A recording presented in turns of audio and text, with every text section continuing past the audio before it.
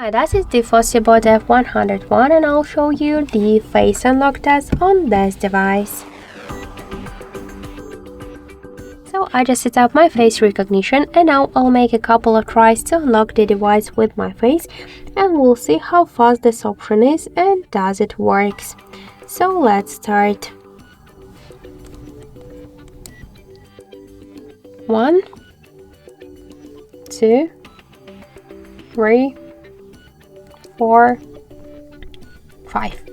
As we could see, the face unlock was here correct, and we just unlocked the device without any problems just in a couple of seconds. So you could try this unlock method, but don't forget that the face unlock is less secure than the passcode or pin code unlock methods.